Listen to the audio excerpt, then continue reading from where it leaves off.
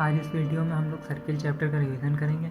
तो सबसे पहले सर्किल की इम्पोर्टेंस को समझते हैं कि क्यों इम्पोर्टेंट है ये चैप्टर।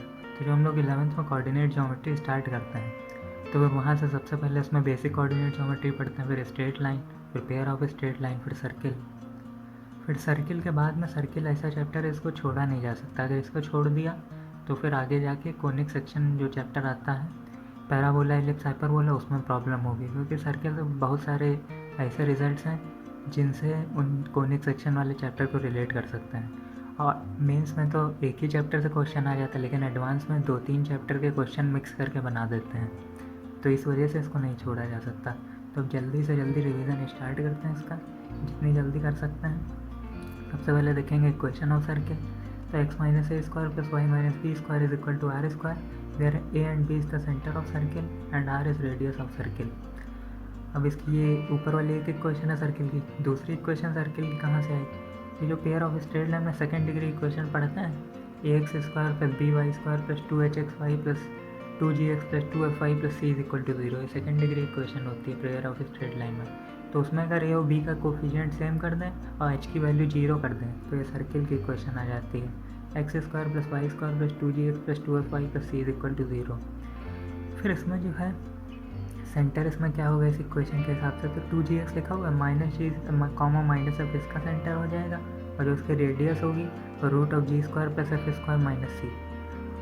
अब इसके बाद में अगर किसी सर्किल का सेंटर ओरिजिन है तो यहाँ पे जैसे सेंटर 0,0 है, तो इसमें यहाँ पर ए की जगह 0 रख दिया, बी की भी जगह 0 रख दिया, इक्वल टू, तो x square plus y square is equal to r square. बस अगर 11th की एनसीईआरटी में देखा जाए तो केवल इतनी चीज़ से काम चल जाएगा, बस क्वेश्चन हो जाएंगे।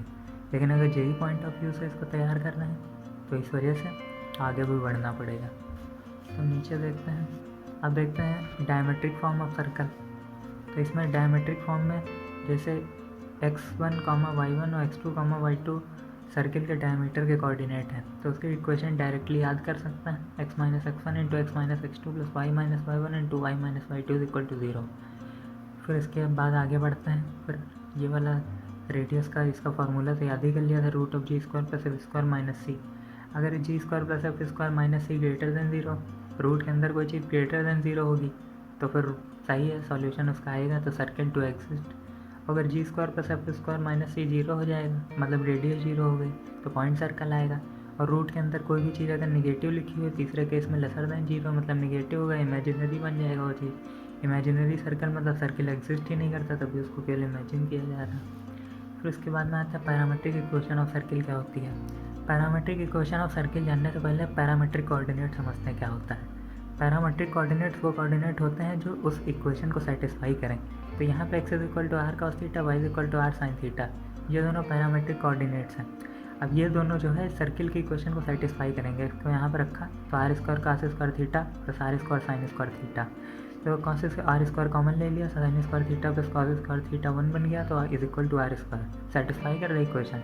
ऐसे दूसरे में एक्स का parametric coordinate h plus r cos theta, y का k plus are sine theta, इसको जब इस इक्वेशन में रखेंगे तो ये भी सेटिस्फाई करेगा, तो ये इसका पैरामेट्रिक कोऑर्डिनेट हो गया। पैरामेट्रिक कोऑर्डिनेट हेल्प किस चीज़ में करता है? जब कोई क्वेश्चन सॉल्व कर रहे हो तो उसमें किसी भी सर्किल पर पैरामेट्रिक कोऑर्डिनेट मान के उसका आंसर निकाल सकते हैं। और इसी तरीके से तीसरी क्वेश्चन में भी इसको जब सेटिस्फाई करेंगे तो ये आ जाएगा। अब आगे देखते हैं।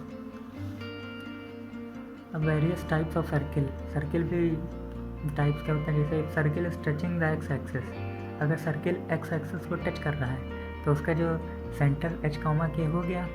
अब के क्या होगा? के उसकी रेडियस हो जाएगी, क्यों? क्योंकि एक्स एक्सिस से तो उसके सेंटर तक की डिस्टेंस के है, वही रेडियस भी है, तो रेडियस के हो गई। और उसी तरीके से नीचे अगर उसका रिफ्लेक्शन ले लेंगे तो एक्स एक्सिस में, तो वही वाई कोऑर्डिनेट उसका निगेटिव हो जाएगा, तो एच कॉमा माइनस के आ गया।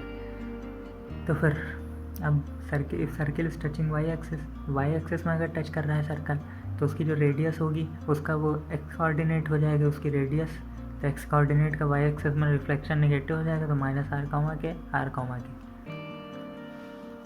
सर्किल टचिंग बोथ एक्सिस को टच कर रहा हो, यहाँ पे हाँ, फिर उसमें अगर दोनों एक्सिस को टच कर रहा हो तो उसके जो दोनों कोऑर्डिनेट है दोनों कोऑर्डिनेट रेडियस हो जाएंगे, क्योंकि जब ऊपर वाले में एक अलग अलग टच करा के देखा, फिर नीचे वाले में दोनों को टच करा रहे हैं आप सबको, तो उसके कोऑर्डिनेट हो जाएंगे r, -r। हर कोऑर्डिनेट के हिसाब से सबका अलग अलग कोऑर्डिनेट होगा सेंटर का। अब आते हैं position of point with respect to circle. फिर ये जैसे कोई x1, y1 पॉइंट है, अगर कोई x1, y1 पॉइंट है, x1, y1 पॉइंट को इस इक्वेशन ऑफ सर्किल में रखेंगे जब, तो x1² + y1², अगर ये ग्रेटर देन 0 आता है तो पॉइंट सर्किल के बाहर लाई करेगा।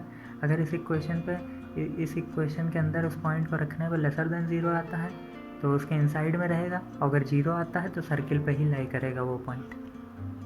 S1 ये रहा, तो ये रहा S1, ये समझ सकते हैं। फिर आते हैं greatest and shortest distance of point. तो PB यहाँ पे उसकी क्या होगी, ग्रेटेस्ट डिस्टेंस हो गई। PB = क्या हो जाएगा, इतनी PC और +R, ये हो गई उसकी ग्रेटेस्ट डिस्टेंस ऑफ सर्कल। और यहाँ पे PA क्या हो गया, PA = PC - R, ये उसकी शॉर्टेस्ट डिस्टेंस हो गई सर्किल में। फिर आगे चलते हैं। अब आता है intercept of circle on x axis. अब सर्किल के इंटरसेप्ट क्या क्या होते हैं। अगर सर्किल x एक्सिस पर इंटरसेप्ट दे रहा है तो उसकी वैल्यू हो जाएगी 2√g² - c। इंटरसेप्ट का क्या मतलब है, x एक्सिस में जितनी भी लेंथ को काटेगा उसे कहते हैं इंटरसेप्ट, और y एक्सिस में जितनी लेंथ को काटेगा उसे कहते हैं y इंटरसेप्ट। तो 2√f² - c हो गया। If circle doesn't axis intersect x axis then no real roots. अगर वो x एक्सिस को वही इंटरसेक्ट ही नहीं कर रहा तो उसके रूट्स आएंगे ही नहीं, तो फिर इस वजह से उसका d लेसर देन 0 हो जाएगा।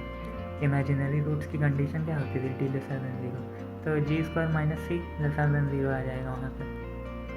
फिर उसके बाद में position of line with respect to a circle. Circle यहाँ पे मान लिया सर्किल ओरिजिन है जिसका सेंटर x² + y² = a²। ये तो इस सर्किल में जो है कोई लाइन अगर सर्किल के बाहर लाई कर रही है, लाइन पासेस आउटसाइड, तो P > R। R क्या है, सर्किल की रेडियस है। P क्या हो गया, CP जो डिस्टेंस है उसी का P बोला गया यहाँ पे। तो P अब क्या निकाल सकते हैं, इसका सेंटर 0,0 है, तो उससे इस पॉइंट पे परपेंडिकुलर डिस्टेंस का फार्मूला जानते हैं, ये वाला होता है। इसमें मान लिया लाइन y = mx + c है, ये वाली लाइन, तो उस पर जब सेंटर 0,0 से इतनी डिस्टेंस निकालेंगे तो P की ये वैल्यू आ जाएगी। अब अगर ये तो P > R के हो गया जब लाइन उसके आउटसाइड होगी। इम्पॉर्टेंट कौन सा पार्ट है, जब लाइन इस पर टेंजेंट होगी सर्किल पर, तो टेंजेंसी की क्या कंडीशन होता है कि P = R में लाइन टचेस सर्कल। तो फिर जब लाइन इसको टच करेगी तो फ्रॉम 0,0 टू इसकी डिस्टेंस क्या हो जाएगी, यहाँ पे सर्किल इसका सेंटर 0,0 है, तो x1 y1 0,0 हो गया, यहाँ 0 रखा, यहाँ भी 0 रखा, तो ऊपर केवल c बचा।